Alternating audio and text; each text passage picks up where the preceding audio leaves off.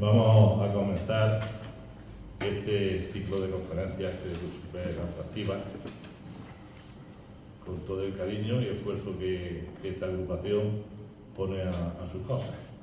Bueno, nuestro primer ponente es aquí don Juan Miguel Gascón Álamo, natural de San Esteban del Puerto, maestro industrial, ingeniero técnico industrial e ingeniero en organización industrial, profesor numerario, catedrático de instituto en física y química y ponente en física de selectividad por la Universidad de Jaén. Asiste a cursos de técnicas audiovisuales y metodología didáctica en OIR de Somosaguas, Madrid, impartidos por la directora del programa de Canal Sur, Lola Álvarez. Imparte varios cursos de metodología didáctica y pedagogía en relación con la utilización de medios audiovisuales en el aula organizada por la Universidad de Granada y el CEP de Linares.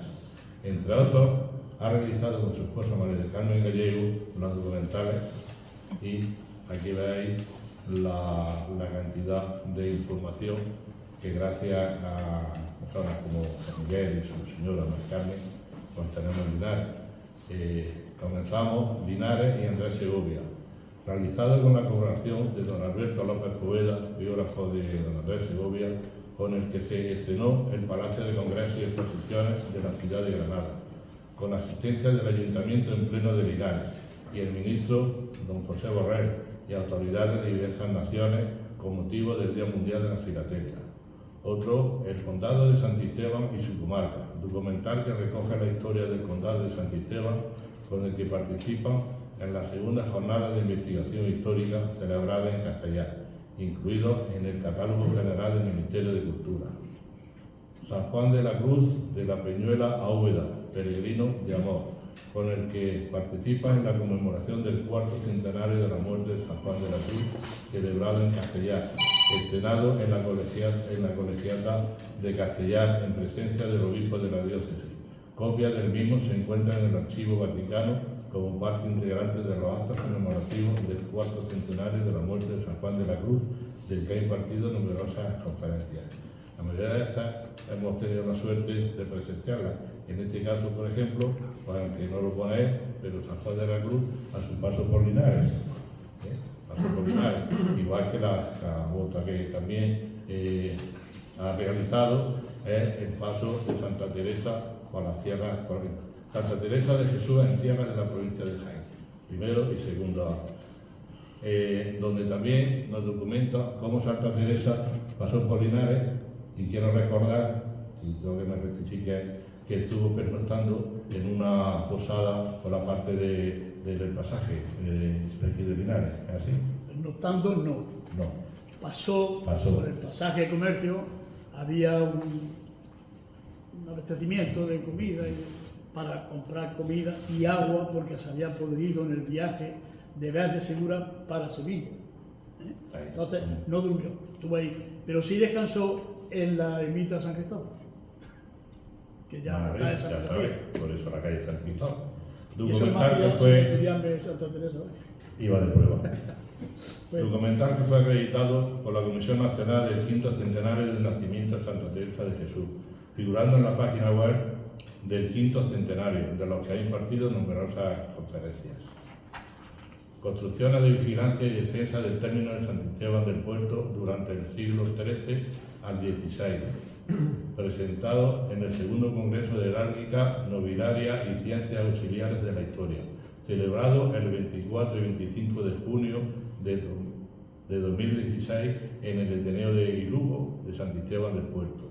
Santa María del Collado, monumento nacional, es una joya arquitectónica de Andalucía. Documental presentado en el tercer Congreso de Genealogía Heráldica, Nobiliaria y Ciencias Instrumentales de la Historia, celebrado el 23 y 24 de junio de 2017 en el Ateneo de Lugo de San Esteban del Puerto. Miembro de número del Ateneo de Lugo en el Centro Español de Sindonología. Pregonero de las fiestas Pascuamayo en honor de la Virgen del Collado.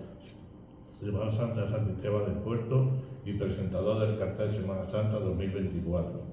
Premio Argentaria 2022 de Historia y Documentación. Ha impartido numerosas conferencias sobre la Sábana Santa, el cáliz de última cena, San Juan de la Cruz, Santa Teresa de Jesús, Colegiala de la provincia de Jaén, etcétera, etcétera. Y, sin más, lo dejo. Muchas gracias, amigo.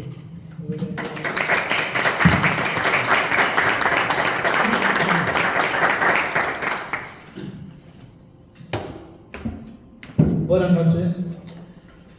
Quiero agradecer a la agrupación occidental de Hermandades y Cofradías de Linares, a la Casa Museo Andrés Segovia, Ayuntamiento de Linares, a Eusebio Gascón Mateo, como no, a Alberto López Viñao y a todos los asistentes por su cálida presencia en esta conferencia. Agradeceros a todos los que habéis venido y a los que no han podido venir también se les agradece, y vamos a comenzar la conferencia. Voy a leer bastante porque como me entretenga en cualquier cosa, pasa la hora y no hacemos nada. Pues no hago nada yo de decir lo que tengo que decir. Lo que así es que con el permiso de todos ustedes, y muy agradecido porque estén aquí, me siento muy a gusto de estar entre vosotros y vamos a empezar la conferencia. La diapositiva, ¿se oye bien? Sí. Si no se oye bien, yo me quito el micrófono y chillo un poquillo más. Bien. Lo que ven ahí ahora mismo en la primera diapositiva es Jerusalén en tiempos de Jesús. Es un dibujo, no es una foto, porque entonces no había foto, ¿no? Bien, ahí veréis cómo se ve el Calvario, donde está la crucecita esa, eso se lo he puesto yo, y a la izquierda está el Santo Sepulcro, el sepulcro de José de Arimatea, que allí se lo cedió a Jesucristo. Pero en fin, voy a verlo. Mucha gente tiene dificultad en aceptar la autenticidad de la Basílica del Santo Sepulcro de Jesús por el hecho de que no está ubicada en el centro, o sea, está en el centro ahora mismo, en el centro de Jerusalén es donde está la iglesia del Santo Sepulcro. Bueno, pues entonces estaba fuera, ahí. Y entonces aquí hay una escuadra, que eso ahora lo vamos a ver. El lugar, los evangelios dicen que el lugar de la crucifixión y sepultura estaba fuera de la muralla. Eso es lo que no convence a muchos de los católicos o de los protestantes o de lo que quiera, cualquier persona, porque el evangelio lo dice bien claro, lo crucificaron fuera de la muralla. Bien. A nosotros nos interesa fijarnos en la parte noroeste, y también a los romanos de entonces les interesaba mucho esta parte. Allí la muralla tenía una especie de muesca, que es lo que he dicho antes, en ángulo recto, que dejaba fuera una porción de terreno no urbanizado. Entonces tenían que urbanizarlo. Pero lo que hicieron fue que ahí, muy cerca de la cruz y del o sea, lo que es donde lo enterraron a Jesucristo, tenían que quitarlo. Pero antes se estaba trabajando con una cantera. Eso parece imposible, que a Jesucristo lo pusieran ahí. Estamos acostumbrados, porque está fuera de la muralla y en el Monte Calvario, que no era monte, que lo que era es pues una sobra de lo que era la cantera. Ahí lo veis en las cruces, ahí lo tenéis. Ese es el Calvario. Estamos acostumbrados a que sea, pues ahí estaba. Bien, y el sepulcro, eso es una maqueta, pero estaba, si está comprobado, estaba a 42 metros. Esto que veis aquí, eso es una piedra que está labrada ya.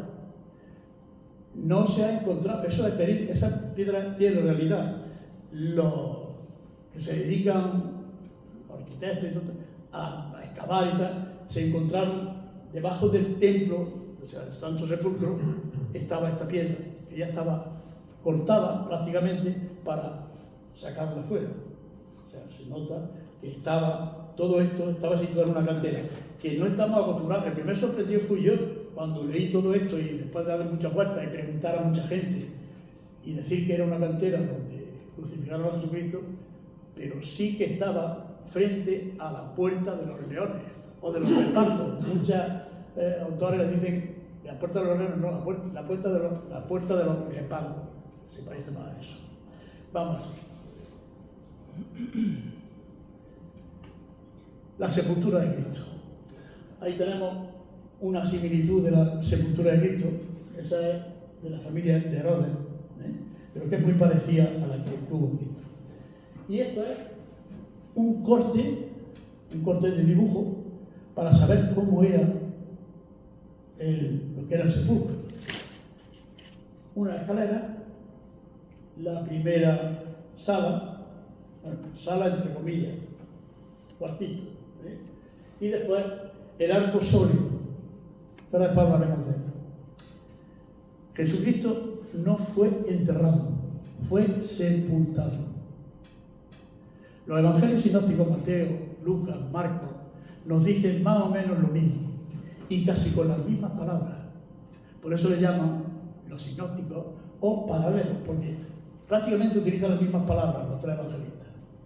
Y Juan da una versión con alguna diferencia, añadiendo el dato, esto es muy importante, de la localización.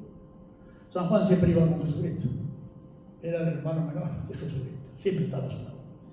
Mateo, que es el evangelista, dice, y José, refiriéndose a José de Arimatea, tomó el cuerpo de Jesús y lo depositó en su propio sepulcro, nuevo, entre dos comas, que había mandado excavar en la roca e hizo rodar la gran piedra y se marchó. Juan, por su parte, añade, en el lugar en que fue crucificado había un huerto, y en el huerto había un sepulcro nuevo en el que todavía no había sido sepultado nadie. Se repite mucho un sepulcro nuevo, después veremos por qué. Podemos concluir que el sepulcro de José de Arimatea era de él, que se lo cedió a Jesucristo, que era nuevo y que no había sido usado, que estaba excavado en la roca, que se puso una gran piedra a la puerta y que estaba en el lugar donde había sido crucificado. Ojo, esto es el Evangelio, esto no lo está diciendo Juan Miguel, esto es el Evangelio.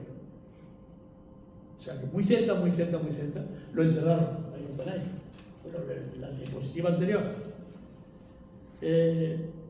Lo del sepulcro nuevo tiene una cosa pendiente, que lo voy a decir ahora mismo.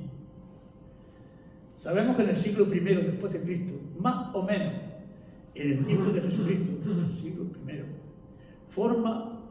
la forma de los sepulcros en Israel cambió. De ahí viene lo de nuevo. Dejan usarse las tumbas de Coquín, que eran las tumbas de siempre, pero en el primer siglo se cambian al arcosolio, que lo tenemos ahí. Esto es el arcosolio, la última departamento que tenía el entierro de Cristo. Y podría que era del tipo nuevo, y vamos a ver. El sepulcro era de José de Arimatea, el primer término que vemos en los escalones que bajan hacia la entrada. Sí, todos los escalones bajan hacia la entrada, y tras ella la primera sala con un banco corrido donde se preparaban los cadáveres. Esto es del Evangelio también. Voy a decirlo ya porque la piedra de la unción, hay mucha historia sobre eso, yo he visto poco, pero no, está fuera de la iglesia del Santo Sepulcro. Estaba fuera, después la pasaron dentro, y entonces, no. A Jesucristo en fin, le pusieron la sábana santa, porque la sábana santa, lo limpiaron y tal, pero era muy tarde. Ya había aparecido la primera estrella en el firmamento. Esto es curiosísimo. Y tenían que cerrar cuanto antes porque los judíos eran así. Cuando aparecía la primera estrella, se acababa, ya empezaba el sábado y el sábado era sagrado para los judíos. Entonces, seguro que lo dejaron allí. ¿Por qué? Porque en el Evangelio también Juan y Pedro, Juan era más joven, corría más que Pedro, evidentemente. Cuando las santas mujeres le dijeron que no está en el sepulcro, que se ha ido. Ojo, es impresionante, a mí se me pone el rollo de punta. cuando veo estas cosas y no las oigo. Entonces, Juan y Pedro salieron corriendo hacia donde estaba el sepulcro, muy cerca de Jerusalén, lo estáis viendo ahí, y como estaba la piedra corrida, ¿quién corre una piedra de esas? Sola no se puede correr ya. Entonces, se asomaron a la puerta del hueco de la rueda y ven la sábana, lo que es la sábana santa, no la pudieron ver en el arcosolio, en la siguiente, y eso lo dice el Evangelio. Es curiosísimo todo esto. Cuando te lo estudian un poco y preguntan mucho, porque muchas preguntas, pues esto es lo que suele pasar. La familia de Herodes, lo que tenéis ahí, ese es el sepulcro de la familia de Herodes, pues un sepulcro de la gente que tenía riqueza y tal. Y el sepulcro de Jesús no es que tuviera riqueza Jesús, sino que se lo había prestado José de Arimatea. Esos son amigos, los demás un cuento. Bien, eran ricos, en fin, esto no había nada. Estos preparativos siempre se hacían en la antecámara. Esa es la antecámara. Tenían esto corrido alrededor, y ahí dejaron Jesucristo. Seguimos adelante. Herodes Agripa, en la tercera muralla es esa. Hizo esa muralla 10 años después de morir Jesucristo. ¿Por qué? Porque le presionaba que fuera, que la gente quería estar allí, quería, en fin, hacer casa y tal. Pues entonces tuvieron que echar escombros sobre la cantera, porque eso era una cantera, para nivelar el terreno de lo que habían llevado de piedra. Y entonces, pues por eso se hizo esto. Desde el punto de vista arqueológico, el cubrimiento de la zona con material extraño no hizo sino proteger los santos lugares. Por eso se conserva el Santo Sepulcro. Y se conserva el Calvario, que es una piedra y que está todavía. O sea que ahora veremos al final, veremos fotos, pues hay un montón. Sabemos que esa cantera se clausuró cuando la zona pasó a ser un barrio más de la ciudad. Tenían necesidad de eso. Y eso es Herodes Agripa. Empezamos con los romanos. En el año 70 después de Cristo, Tito, un general romano, sometió y destruyó Jerusalén. Había revueltas con los judíos y hizo esto. Muy poco tiempo después, en el año 66 después de Cristo, los judíos se sublevaron contra los romanos. Daros cuenta que Tito viene en el año 70 y los romanos ya estaban sublevados en el año 66. Bien, quien luego sería el emperador, llegó a Jerusalén al mando de 36.000 soldados. Ahí no, 36.000 soldados con Tito. Los arrasó todos de momento. Tanto es así que Tácito, un historiador, dice que murieron 600.000 judíos. Yo creo que es una cifra exagerada, pero 600.000 judíos. Estos acontecimientos supusieron una alteración radical y definitiva de la fisonomía de la ciudad, de la forma de la ciudad, que terminó arrasando. Los romanos no se andaban con revueltas a machacar gente.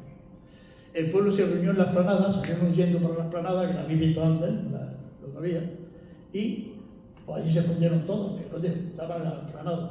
Los romanos, ellos se creían que los romanos no iban a entrar, pero los romanos, como iban a entrar a la Torre Antonia, que era la que estaba en el filo del templo, pues entraron y una masacre.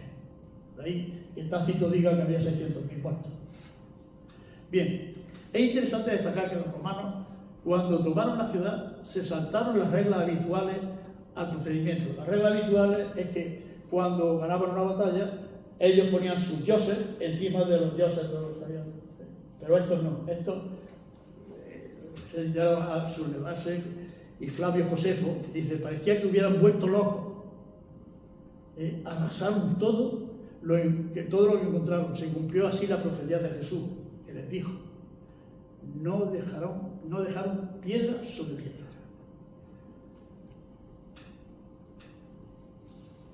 Elia Capitolina, está en la ciudad nueva. Años después, ya nos vamos a 132 y 135 después de Cristo, los judíos dirigidos por Ban Kokhba se pusieron en rebelión con gran dureza, y el emperador Helio Adriano, paisano nuestro de Sevilla, Adriano, erigió sobre la ruina una ciudad nueva en su honor, siguiendo el modelo de la urbe grecorromana. Ya no era igual que los judíos ni los romanos, grecorromana. Bajo pena de muerte hizo un edicto de que no podían entrar ni los judíos ni los cristianos. Los judíos no podían entrar a la ciudad, bajo pena de muerte. Pero no afectaba esta orden, ese edicto, a los cristianos gentiles. Los cristianos eran los amigos de los romanos y de los judíos, ¿de acuerdo? Los romanos hacían las ciudades con calles de cuadrícula. Después lo vamos a ver en lo que es el templo de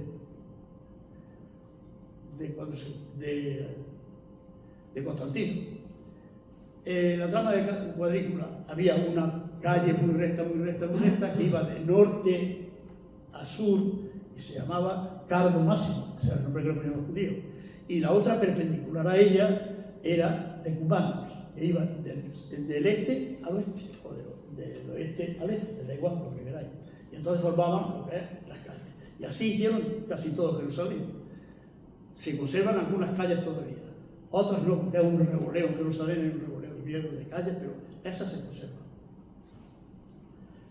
En la Nueva Elia Capitolina, pues hicieron el Capitolio, el lugar de gobernación, justo en la parte de la ciudad que nos interesa, en el noroeste, donde estaba el sepulcro, donde estaba la cantera, donde estaba todo. Prácticamente todos los pueblos dominantes construyen sus templos encima de los lugares de culto que tenía el pueblo vencido. Y en Jerusalén los romanos actuaron exactamente así, aquí no hicieron barbaridades. Sin embargo, es interesante señalar que solo existía un lugar de culto que era el templo. El templo de los judíos era sagrado, pero que los romanos no solo construyeron un templo dedicado a Júpiter, el dios de los romanos, y el lugar del templo judío, sino que construyeron un templo dedicado a Venus en el noroeste. La razón es que, como para ellos había distinción entre judíos y cristianos, lo que hicieron fue marcar, además del lugar del culto incipiente de los cristianos, vinculado a la resurrección. O sea, pusieron al dios Júpiter encima del sepulcro, Santo Sepulcro, y la diosa Venus en el Calvario. Seguimos. Me estoy saltando cosas porque... año 135 después de Cristo. La idea de San Jerónimo, desde la época de Adriano hasta el reino de Constantino, por espacio de 180 años, en el lugar de la resurrección se daba culto a la imagen de Júpiter, ya lo he dicho antes, y en la roca del Calvario, que es donde estaba la cruz, a una estatua de mármol de Venus. Se imaginaban los autores que de la persecución que nos quitarían la fe en la resurrección y en la cruz si lo contaminaban los lugares sagrados de los ídolos. Escribe en el siglo IV, cuando se levantaron aquellas losas y vieron los escombros que cubrían el original. Lo que nos interesa subrayar es que, sin darse cuenta, los romanos marcaron el lugar del Calvario del sepulcro con sus dioses. Debajo de los dioses estaban.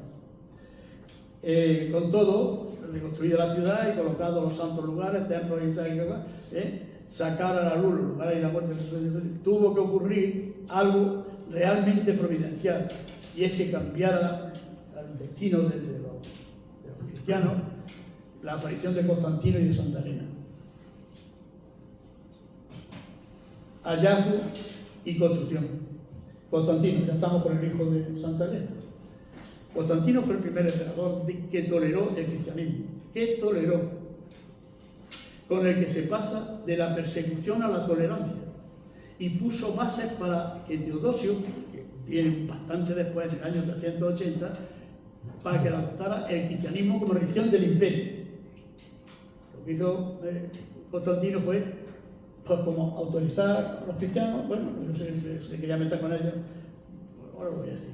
Para entender estos acontecimientos hay que recordar que el Imperio Romano en el siglo IV estaba dividido en dos. El Imperio Romano de Oriente, que se llama también de Bizancio, desde que su capital se ubicó en Constantinopla, y el Imperio Romano de Occidente con la capital en Roma. Y eso era una tetrarquía. Cada parte del imperio estaba gobernada por un emperador y ayudado por un César, que venía a ser como un delfín. El futuro emperador eran los Césares. Bien. La batalla decisiva tuvo lugar en Puente Milvio. ¿Por qué? Porque Constantino, su madre era religiosa, era cristiana, y él soñó, eso lo sabemos todos desde la escuela de los chiquillos, que en su sueño vio una cruz, otros dicen que es un crismón, eso hay para todos los gustos, diciendo que con este signo vencerá. La cruz, él vio la cruz, ¿sí? Y con este signo vencerá, cogió, hizo la bandera, puso la cruz, y Magencio, que era su emperador, en el Puente Milvio, pues el día 28 de octubre, que fue la batalla del año 312, pues le ganó la partida. Y entonces, pues Constantino pues, se queda pues, prácticamente ya pues, de emperador.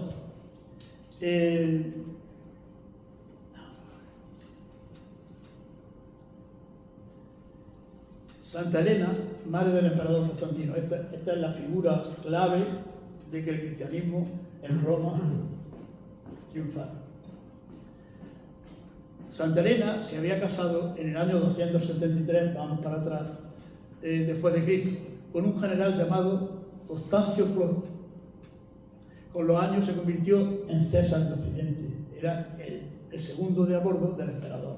Según las crónicas, Santa Elena era una estabularia. Si alguno de ustedes sabe lo que quiere decir estabularia, pues me lo dicen y ya lo aprendo yo también. Porque dice, no se sabe muy bien lo que quiere decir esta expresión, pero lo que evidencia es que se trata de una muchacha de rango social bajo, equivalente a una moza de mesón o establo. Así de sencillo. De esta unión nace Constantino el Grande. Cuando Constancio Cloro, el padre, se convirtió en César, siguiendo una política muy conveniente y bastante usual, repudió a Helena para casarse con la hija del emperador. Y así podría ser el emperador romano. Bien, sabemos que el repudio de su madre no gustó a Constantino, evidentemente, porque cuando llegó a ser el único emperador, quiso reivindicarla y exaltarla por todos los medios posibles. Lo trajo a la corte, le ordenó le otorgó el título de Augusta, y Augusta no podía ser si no había sido emperatriz. Pero como era su madre y él era Constantino y era el emperador, se acabó.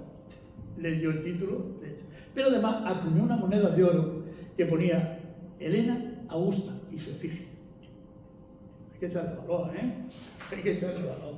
Esta moneda nos demuestra lo importante que era para su madre, Constantino. Y obviamente él no podría perseguir a los cristianos si ella era una de los perseguidos. ¿Cómo iba a perseguir a su madre?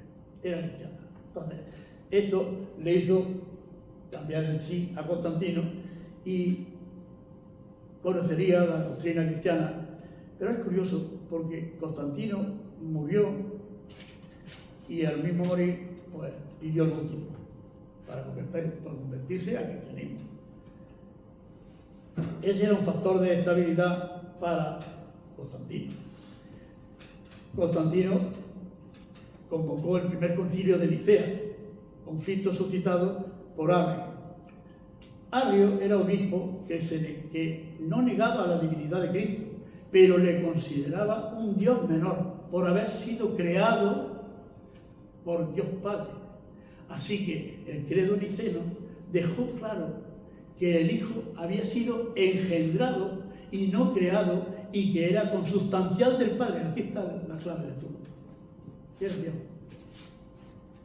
Pero además, en Nicea, el obispo Macario de Jerusalén tuvo la oportunidad de pedir a Constantino que dejase de profanar el lugar de la resurrección. el Calvario y lo que es el Santo Sepulcro estaban bajo los escombros. Entonces le dijo Macario, que era el obispo de Jerusalén: por favor, estáis profanando la tumba de Jesucristo y el Calvario. Bueno, pues le dijo que sí, que le escribiría y que todos los dioses romanos y todo eso lo iban a quitar y escarbarían hasta encontrar esto. La madre, Santa Elena, pues decidió acudir a Jerusalén para observar personalmente todas las excavaciones que estaban haciendo, para ver cómo había quedado, lo de la, en fin, lo que habían hecho en la cantera y tantas cosas. Fue Santa Elena, aquí los libros que yo he cogido, descubrió la cruz de Cristo, y habitualmente el narrador añade que no se supo cuál era de las cruces, cuál era, y entonces la leyenda áurea, que es una leyenda, entre comillas, de Santiago de la Vorágine, lo hemos estudiado desde crío en la escuela, en la lectura, todas estas cosas, ¿no? Me ha alegrado de decirlo, ¿no? Si Elena estuvo presente en el desmontaje de Júpiter, porque claro, ya empezaron a desmontar todas las estatuas de los romanos, y ella quería estar presente, si era católica, era cristiana y todo. ¿Vale? No estaban seguros de cuál de ellas, ojo, las tres cruces se encontraron en la cisterna, una cisterna muy cerca del Calvario, muy cerca. Una cisterna era un hueco para agua, para meter allí cosas. Y allí ella sabía que habían metido los patíbulos, los palos horizontales de la cruz. Y efectivamente, allí estaban los tres. ¿Y cuál era el de Jesucristo? Porque eran tres los que...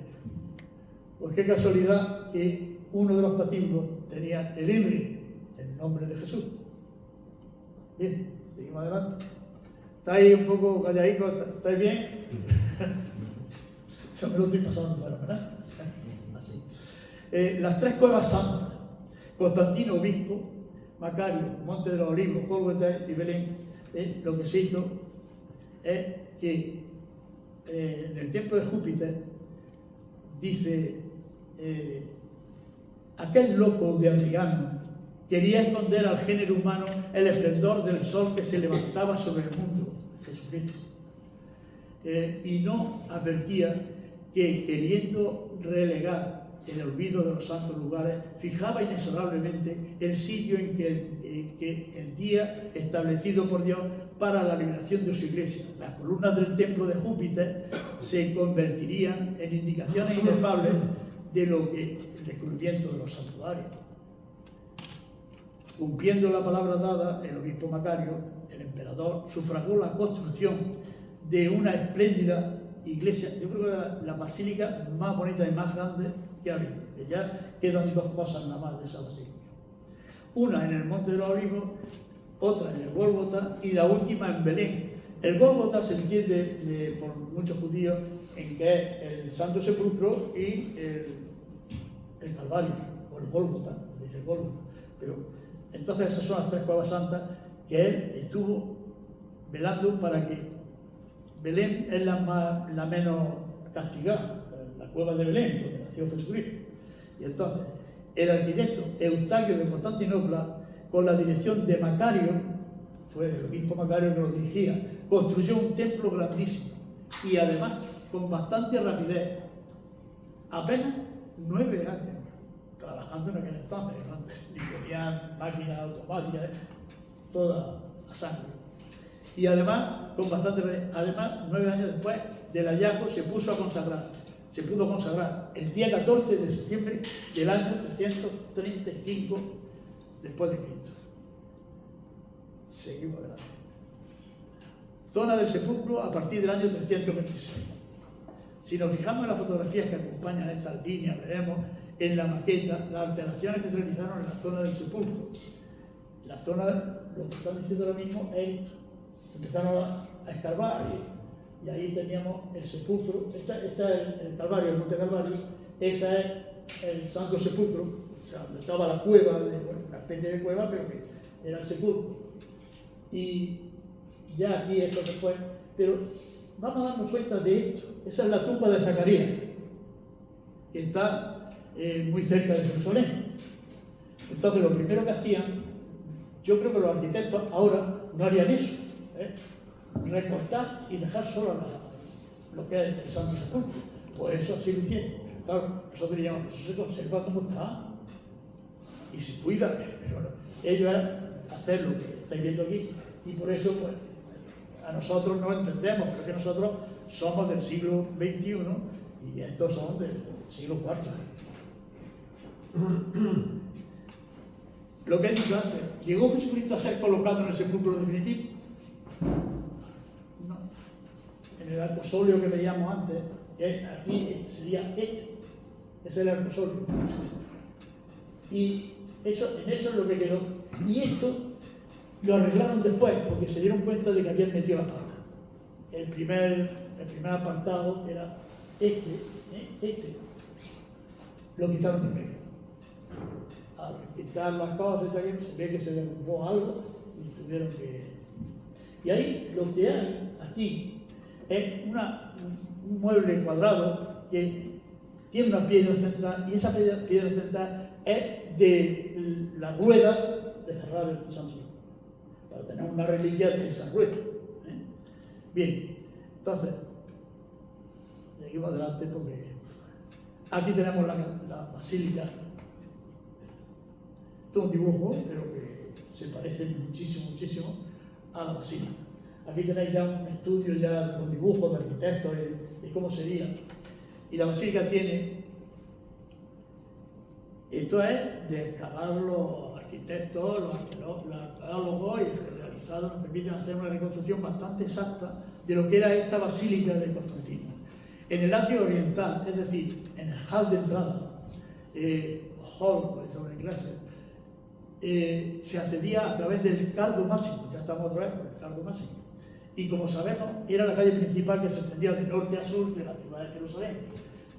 Atravesando el atrio, esto es el atrio, eso es el atrio. Atravesando el atrio, se ingresaba en la parte principal de la iglesia con forma de basílica romana, que era denominada martirium, porque el martirio, aquí, lo que veis ahí, eso es el Calvario, esa es la roca del Calvario. Y por eso esto le llaman martirium, que es una basílica romana, hablando en plata, cristiana, pero hecha por los romanos. Por fin, tras una nueva fachada denominada tripórtico, que ya está aquí, eso es el tripórtico, antes de entrar a la anástasis, o sea, al Santo Sepulcro, que los griegos le llamaban la anástasis, que era que se llevaba, se resucitaba, porque también, además del Santo Sepulcro, se llamaba de la resurrección, porque Jesucristo resucitó allí, y los griegos le preferían llamar anástasis porque era la resurrección de Jesucristo, ¿no? Entonces, todas estas cosas son muy interesantes. Luego, aquí está la estructura, aquí veis el Calvario, aquí lo veis aquí, ¿veis? Luego veis aquí una escalera, y esta escalera baja a donde estaba la cisterna, donde estaban los palos de las cruces, ahí, eso ya está al aire libre, y luego después pues ya entramos aquí, después del Calvario, entramos aquí al Santo Sepulcro, a la anástasis.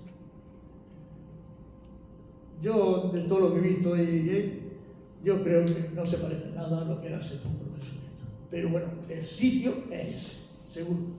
Algunos autores dicen 1 metro más arriba, 1 metro más abajo, pero era ese. ¿Por qué? Porque es que yo creo que destrozaron todo. Quizás se conserva más lo de estuvo la cruz de Jesucristo, el Calvario. Ahí lo veis. ¿Dónde está? Aquí, ahí. Eso está todavía así vivo. Y está entre cristales. Antes lo tenían con muchas lámparas, ahora es cristal puro. Entonces la gente ve óxido de hierro y muchos que llegan allí dicen, esta es la sangre de Jesucristo. No, es un óxido de hierro. Hay un alumno mío que lo sabe, que eso es óxido de hierro. Bien, seguimos adelante. Aquí tenéis este dibujito que veis aquí, parece una tontería. Este libro, mi hermano y yo lo tenemos, ¿verdad que sí? La monja Egeria. La monja Egeria es una gallega que hizo promesa de ir a ver los santos lugares. Bueno, y ella fue escribiendo todo lo que veía, todo lo que veía. Mirad, es el único libro para mí, que merece la pena leerlo. Si alguno lo quiere, yo le digo el libro que hay, entonces es interesantísimo, porque hacen la procesión de no sé cuánto, hacen lo que no sé qué, en la basílica hacen esto, no sé, pero que ella lo veía. Estuvo en Jerusalén entre los años 381 al 384, y todo lo que veía lo escribía. Bien, seguimos adelante. Bueno, ya aquí empieza la destrucción. Los árabes, los musulmanes, en fin, todo en contra. Ya veían que la gente iba mucho allí a Jerusalén a ver el Santo Sepulcro, a ver lo otro. Pues el primero que empieza a destruir es Corroes II, rey persa, que en el año 614 después de Cristo hizo un saqueo en Jerusalén que para qué te quiero contar. No dejó piedra sobre piedra, se llevó todo lo que quiso, pero es lo que iba, Corroes II, como todos los reyes estos. Lo que querían es la reliquia de Jesucristo, para meterla.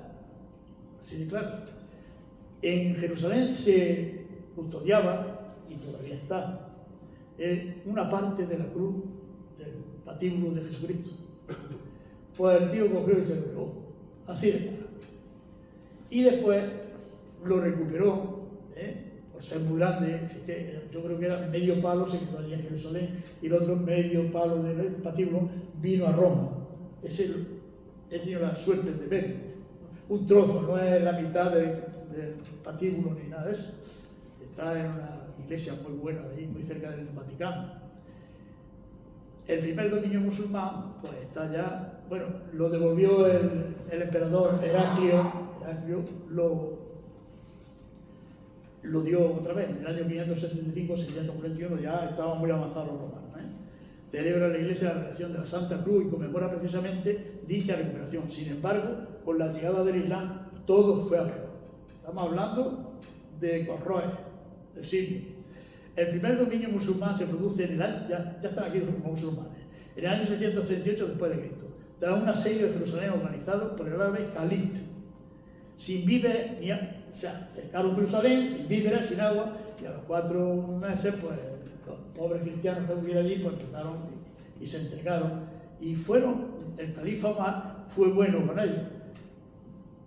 Los fastidió bastante porque lo echaron de allí, y lo que hizo fue decir, bueno, pues ya está, iros ya y dejadme a mí, que yo tengo que mamonear aquí para sacar dinero. Seguimos adelante. Más destrucciones. Tenemos, bueno, este es el peor de los peores. Lo que vamos a hablar ahora mismo es el peor de los peores. Este es el hecho verdaderamente determinante de la historia de la Basílica Constantiniana. Se produjo con la llegada del califa fatimita, quiere decir que era descendiente de Fátima, la hija de Mahoma. Bien, se llama, agarrarlo, yo tengo que pronunciarlo despacito, Hussein al-Hakim ben Amriyad Amrallah o Al-Qaim, el loco. Tiene el título, más que todos nosotros. Bien, pues entonces, hijo de madre cristiana. Fijaros, Constantino, su madre era cristiana. La madre del musulmán era cristiana también. Subió al trono a los 11 años, el pájaro, a los 11 años, y asumió el poder a los 15, tras dar muerte a su maestro. Era un ficha. Fue famoso por su fanatismo religioso y que le llevó a cometer acciones demenciales. Bueno, voy a citar algunas. Prohibió jugar al ajedrez, comer uva o pescar peces que no tuvieran escamas. En el 1005 ordenó la matanza de todos los perros de Egipto, o llevarlos al desierto y abandonarlos, porque ya no han echado los perros por verlos. Forzó a los habitantes del Cairo, que era el rey, a trabajar de noche y dormir de día, para coger moscas, intentaba para coger moscas. Y en 1014 ordenó a las mujeres no salir a la calle, y para asegurarse prohibió a los zapateros que hicieran zapatos para ella. Este era el jefe, ¿eh? Hizo a los cristianos y a los judíos, hizo que los cristianos y los judíos usaran un sombrero negro y que obligó a los cristianos a llevar en el cuello la cruz de madera. Pero a los judíos le hizo colgarse un becerro de oro, de madera, porque adoraron, era un pecado grandísimo, adoraron un becerro de oro. En Moisés, la pasada del monte Sinaí. Bueno, esto tiene tarea. Me voy a saltar muchas cosas que tienen que estar loco perdido, pero no deja de hacer locura, ahora veréis. ¿Estáis viendo esto de aquí? ¿Sabéis lo que es eso?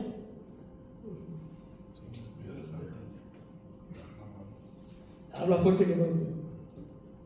Donde dan las huertas. Sí, señor. El sábado santo se encienden las velas, pero es como un milagro, entre comillas y otras cosas, una luz azul dentro de lo que es el Santo Sepulcro, pues encendía las velas, se repartían a todos los que estaban allí y llevaban sus velas a su casa. Eso lo hacemos nosotros, llevamos las velitas que hemos encendido el día de la resurrección. Bien, entonces las llevan a su casa. Alcaín, que es el mismo que estábamos hablando del pájaro de antes, pero malísimo, recibió la información de que el milagro era un engaño de los cristianos. Y dice que destruyan cualquier cosa que allí hubiera y la arrasaran todo. Bueno, no dejaron piedra sobre piedra y ya está. Es frecuente leer los libros de historia como que las cruzadas fueron, el origen de las cruzadas está ahí. Porque hicieron una barrabasada que dejaron el Santo Sepulcro, pues el 80% de todo destrozado. Seguimos adelante. Cambio radical de disposición de la basílica. Pierde su sentido original. La basílica ya no es lo que habéis visto antes. El atrio y el martirium, lo que es la iglesia romana, pues entre uno y otro hicieron mixto. Entonces, anteriormente el peregrino entraba por el cardo máximo a través del martirium y custodiaba el lugar del hallazgo de la cruz y terminaba el recorrido en la rotonda de la Anástasis. La rotonda, que estaba el edículo donde estaba el Santo Sepulcro, y el sentido didáctico pues se ha perdido. Ahora, cuando se entra en Jerusalén al sitio del Santo Sepulcro y la iglesia del Santo Sepulcro, pues está el Calvario a la derecha y más alto, porque está alto, y a la izquierda está el Santo Sepulcro, con una rotonda de columnas de mármol riquísimas, y luego una cúpula que tenía arriba, estaba abierta, entonces todos los que entraban miraban a través de ahí para ver el cielo, ¿no? La gota que colmó el vaso de las hostilidades entre cristianos y musulmanes se produce alrededor del año 1070 después de Cristo, con la llegada de los turcos selitas a Palestina. Estos no se conformaron con exigir importantes impuestos a los cristianos que quieran visitar los santos lugares. O sea, que tenían que pagar los cristianos, pero bastante para entrar a los santos lugares que estaban hechos de destrozos. Y se establecía la prohibición absoluta de entrada de los infieles en un territorio que el Islam estaba considerando, daros cuenta que los mismos musulmanes estaban considerando que aquello era suyo y que aquello lo que tenía que sacar dinero, ¿no? Y de como ya algo sagrado, pero en exclusiva para su religión. Aquí tenéis el plano, esto es lo que estamos diciendo, en eso ya quedó lo que era la basílica de Constantino. Seguimos adelante. De las cruzadas me he saltado 3 o 4 epígrafes, pero esta es muy interesante. La primera cruzada ya se había hecho otra cosa, pero no era una cruzada. Y dice la primera cruzada, la buena ya, la que actuaron ya los cristianos. reunidos sin tardanza. Al terminar el invierno y al llegar la primavera, disponeos con alegría a emprender la marcha a las órdenes del Señor. Las cruzadas fueron un fenómeno muy complejo, que duró más de un siglo, y no podemos hacer un balance conjunto de todas ellas sin ser injustos. Tendríamos que hacer un estudio exhaustivo de cada una de ellas, pues algunas fueron fruto del heroísmo y el idealismo, mientras otras, especialmente la Cuarta Cruzada, fue lo decíamos de los musulmanes, pero también los nuestros, la Cuarta Cruzada, vieron pervertidas todas las finalidades hasta convertirse en verdaderas campañas de latrocinio, de robar. Las fuerzas cristianas de los países católicos de Europa Occidental se reunieron en Constantinopla, uniéndose a los ortodoxos bizantinos para atacar junto a los turcos seleucidas de Anatolia y otros árabes musulmanes de Siria y Palestina. La deseada toma de Jerusalén se produjo, este es un año clave, 1099 después de Cristo, llevando como cabeza de la expedición a Godofredo de Bouillon. Quisieron hacer rey, en francés, rey de Jerusalén. Y él dijo, un hombre muy sensato, me dijo: nunca ceñiré corona de oro donde Cristo se ciñó la espina. No quiso ser rey. Lo único que se fue es defensor del Santo Sepulcro. Eso es lo que quería ser. Eso es que ya no entraba. Y estableció en torno así la primera orden de caballería de la cristiandad, orden ecuestre del Santo Sepulcro de nuestro Señor Jesucristo. Eso fue lo único que pidió.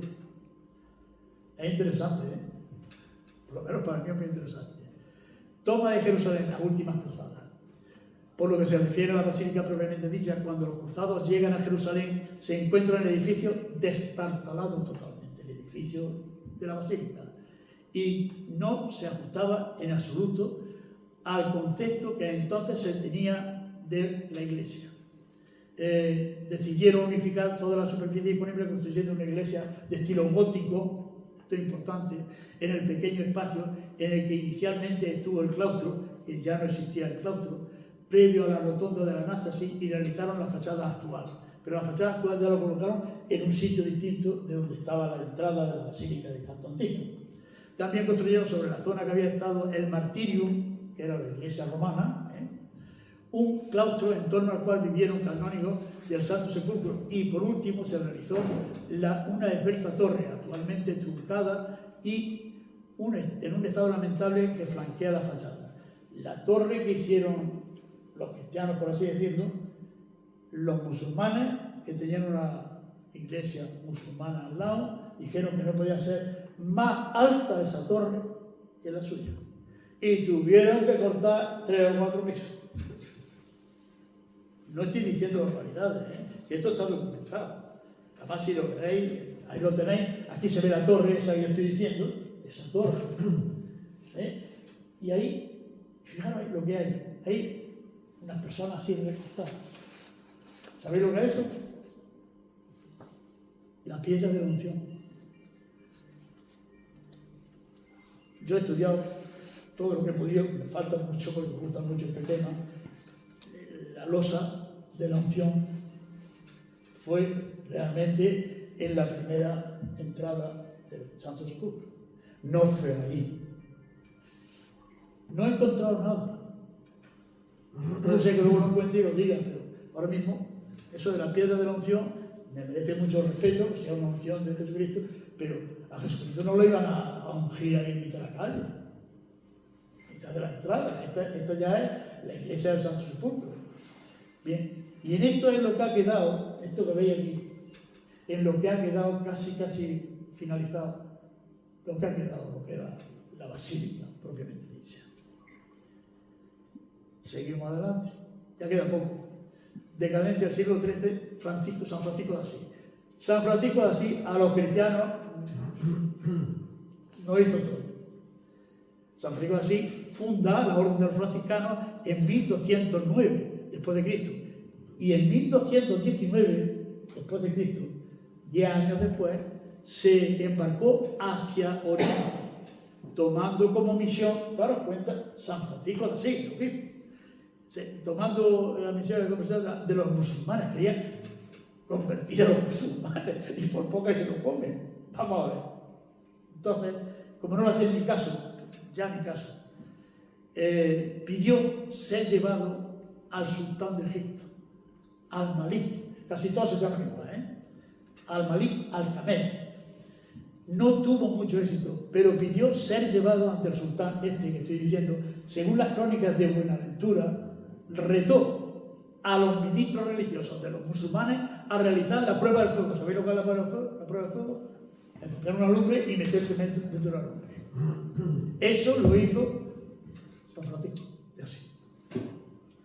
Cuando los musulmanes eran también de la religión, le dijo que se iban a meter métete tú. Se mete San Francisco y no le pasa nada. Los musulmanes se quedaron como gente cortada. Y entonces es evidente que al-Malik consideró al santo y a sus discípulos que vivían en la pobreza absoluta como místicos e inofensivos y le otorgó un salvoconducto para poder predicar en tierras del Islam. Tiempo después, San Francisco de Asís, obtuvo del sultán al-Muazzam de Damasco, hermano de al-Malik, permiso para visitar Siria y Tierra Santa y la posibilidad de permanecer allí. El cielo abierto con San Francisco de Asís, y eso que era italiano. Ahí. Privilegio específico de los franciscanos. Con el tiempo, este privilegio específico de los franciscanos fue aprovechado por la Santa Sede, dejando en sus manos, desde 1335 después de Cristo, la custodia de Tierra Santa. De ahí que un franciscano, yo tengo varios libros de ese franciscano, que para mí es uno de los que más conocen Jerusalén, y bueno, sigue allí en Jerusalén. También le facultó para armar caballeros, lo de la ecuestre, y por eso los franciscanos pueden usar como parte del escudo de la custodia franciscana la cruz de 5 llagas en rojo, que en principio pertenece en exclusiva a la ecuestre del Santo Sepulcro. Todavía sigue esta. La valentía de San Francisco hizo posible que exista una presencia cristiana, daros cuenta, y una atención a los peregrinos que visitan Tierra Santa. Casi todos los peregrinos de andaluces, de España y de Italia entran y los franciscanos son los que los atienden. ¿Qué ocurre? Que hubo algunas escaramuzas, por ejemplo, los musulmanes no querían soltar la tosta. Y en 1244 después de Cristo se produjo una verdadera masacre de cristianos que se resistían a abandonar la ciudad santa. A raíz de estos incidentes, el sultán Ahud se excusó ante el Papa Inocencio IV y posiblemente pensando que era mejor eso que someterse a una nueva cruzada, porque morirían. También se produjo en aquella época la entrega de la llave de la basílica a 2 familias musulmanas. Yo no tengo nada en contra de los musulmanes, ojo, sino que tenía que haber sido pues, a los cristianos, haberle dejado las llaves de la basílica. Por eso son 2 familias que constantemente van pasando las llaves de padre a hijo y son los libres. Muchos autores dicen, no deja de ser una humillación permanente a los cristianos. Bueno, sí. Seguimos adelante. El protectorado inglés ya estamos en 1917-1948, después de la Segunda Guerra Mundial, la creación del Estado de Israel. Ahora siguen con la guerra. Ni siquiera para. Durante todo el dominio musulmán, me quedan 2 diapositivas y ya hemos terminado. Musulmanes buscaban los dominadores para enviar decadencia de los lugares cristianos. Ejemplo de lo que estamos diciendo fue la existencia de la torre, de lo que he dicho antes, que tuvieron que quitarle pisos porque había otra torre que era de los musulmanes y no podían ser más altas que ella. También es consecuencia de esa sumisión del Islam la fragmentación actual del templo en el esquema Juntos Podemos. Aquí está. Aquí. Esto que veía ahí es el Santo Sepulcro. Y muy cerca la piedra en la misma entrada, a la derecha, se ve en altura y se ve ahí perfectamente el Calvario, casi muy cerca de la piedra de la unción. O sea, perdón, el último que hay en la entrada. el Santo Sepulcro. Bien. Esto era un puzzle, todo, claro, todo lo que veis ahí en colores, no veis ahí que ponen unos en los costos, los otros en fin. Repartieron todo alrededor de esta edícula, y se lo repartieron. Y de esto se puede decir, el periodo plenamente se estableció ya el statu quo. El statu quo es interesantísimo. Veis ahí una escalera. Esa escalera lleva ahí desde el año 1700, voy a verlo exactamente, 1717, esa escalera está ahí. Y no la mueve. La robaron una vez y la policía israelí fue a por la escalera donde la habían robado y la pusieron otra vez. Porque no podían tocar nada de la basílica. Esto fue el statu quo, que son muchas leyes que favorecían a los cristianos, bueno, al cristianismo y a los que no fueran cristianos también. Pero entonces, las leyes del statu quo eran así. Ahí está la escalera de limpiar los cristales. El presidente nuestro del Centro Español de Sindonología dice que estará ya apolillada la escalera. No la pueden tocar. Para terminar este relato hay que citar al menos dos hechos contemporáneos, que es un terremoto que afectó bastante a toda la estructura y un incendio. Los ortodoxos, que eran los más pudientes de los que estaban aquí en el Santo Sepulcro, pues se encargaron de la restauración. Pues le llamaron la atención porque no podía hacerse. ¿De acuerdo? Bueno, ahí tiene la basílica ya, y esta, la parte esta que veis, una basílica, otra, es la misma basílica, cómo ha ido degenerando. Está muy interesante, esto es muy interesante.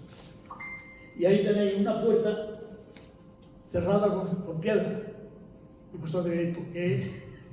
Porque no, los judíos decían que con una puerta había bastante. Y cerraron la puerta de entrada con piedra. Pero mirad, una cosa muy... Aquí hay una escalera, en otras figuras se ha visto, hay una escalera que esa estaba fuera de lo que era la iglesia, la puerta cerrada, y por esa escalera se subía al Calvario, estaba muy cercano.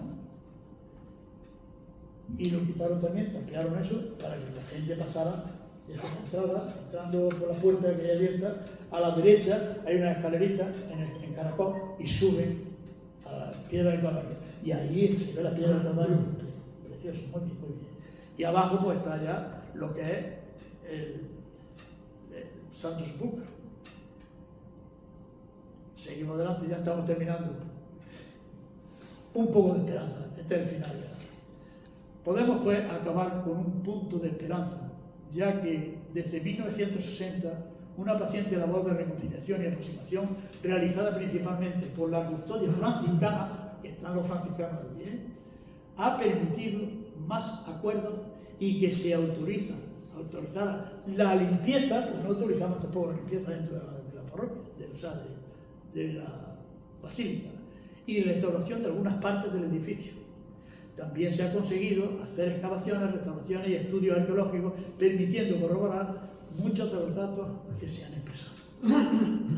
Sería realmente impresionante que el camino de entendimiento emprendido pudiera lograr que la basílica recuperara la dignidad y el esplendor que debería tener uno de los lugares más fascinantes de la historia. Juan Pablo II, que lo tenéis ahí, visita el Santo Sepulcro y dijo estas palabras: este es el lugar más sagrado del mundo.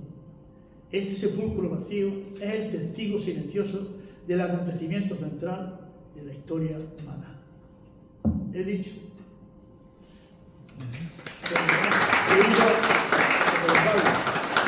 Si hay alguna pregunta que yo pueda solucionar, os lo diré, si no, nos callamos. Y gracias porque había estado muy atento.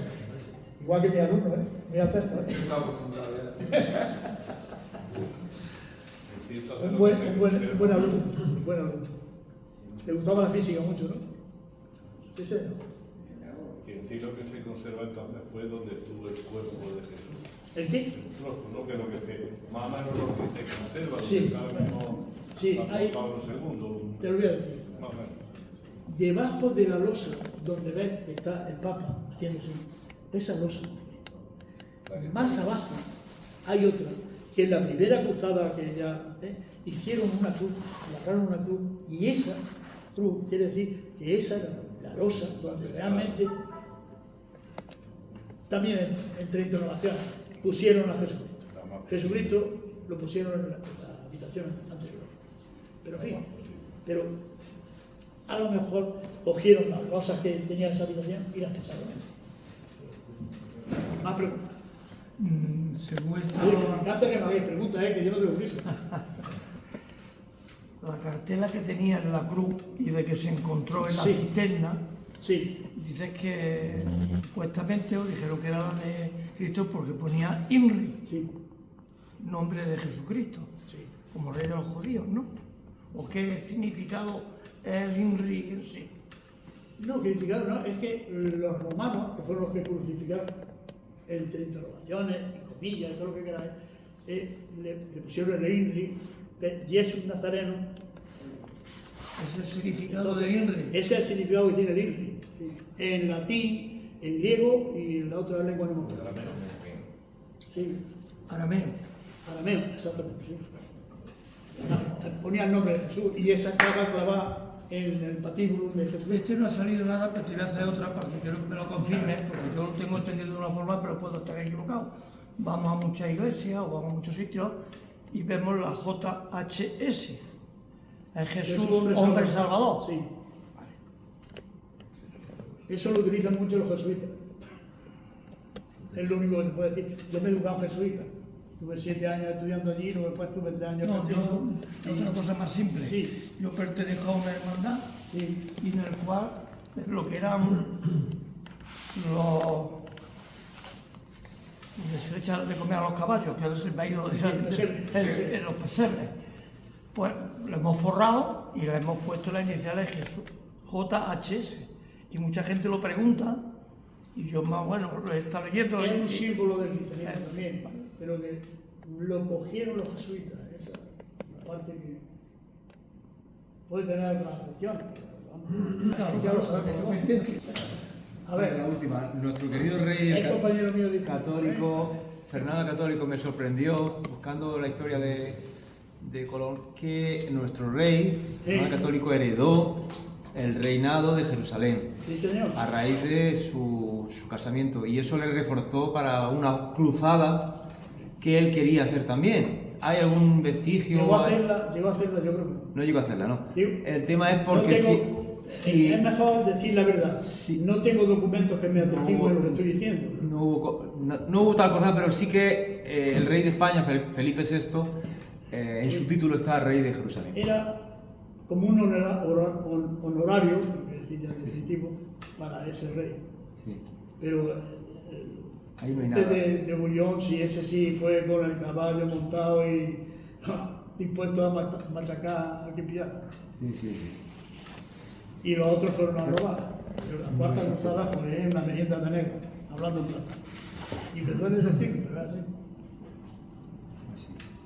Pues casi toda la guerra ya aumentando, pues quiero recordar la famosa guerra del Golfo, lo que después los americanos, soldados que perseguían por eso, porque lo que hicieron allí en Irak, que sabemos todas las riquezas que había. Por desgracia, las guerras tienen eso. Unos van de voluntad y otros van a hacer caja. Van a poner la cara y nosotros Bueno, pues muchísimas gracias. Muchísimas gracias a vosotros.